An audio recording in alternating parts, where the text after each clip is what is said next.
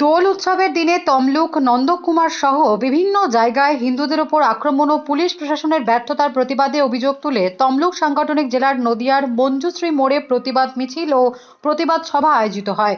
এদিন হিন্দুদের একত্রিত হওয়ার আহ্বান জানালেন রাজ্য বিধানসভার বিরোধী দলনেতা শুভেন্দু অধিকারী।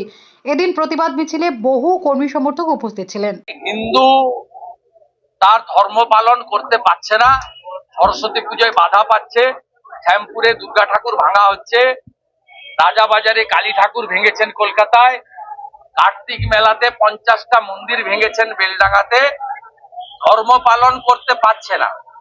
তাই ধর্মরক্ষা কমিটির মধ্য দিয়ে সনাতনীদের ঐক্যবদ্ধ হতে হবে। ভাতার লোভে সনাতনী বিরোধী গোষ্ঠীর কাছে যাওয়া যাবে না। সিপিএম, তৃণমূলে সনাতনীরা যাতে বিভক্ত না হন, সব সনাতনী যদি এক হয়। আমার নন্দীগ্রামে আমি দেখেছি, সেখানে যে 53টা মুসলিম বুথ আছে, সেখানে 99% ভোট তৃণমূলকে তারা দেয়। সিপিএম এর মিছিলে যায়, তৃণমূলকে ভোট দেয়।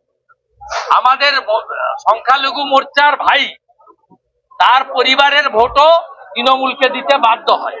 যদি অন্য অংশের লোক 100র মধ্যে 99টা ভোট এক জায়গায় ফেলে তাদের সরকার তৈরি করতে পারে, তাদের মুখ্যমন্ত্রী তৈরি করতে পারে, তাহলে আমরা যেখানে 100 জন আছি, আমাদের 99 হওয়ার দরকার নেই।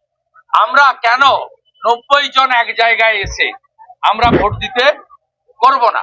আমি আমার তফসিলি জাতিকে প্রণাম করি। জয় ভীম, জয় ভারত। নন্দীগ্রামে মুসলিম বুথগুলোকে মোকাবিলা করেছে শিডিউল কাস্ট বুথগুলো।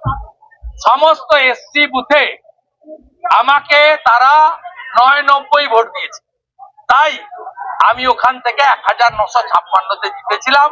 পরে অভিজিৎ গাঙ্গুলিকে আমি 8200 ভোট লিড দিতে পেরেছি নন্দীগ্রাম। শুভেন্দু গড়ে ভাঙর। শুভেন্দু যদি গড় হয়, তাহলে তাপসী মন্ডলকে দেখা গড়ই থাকে। Bureau report, D Bangla news.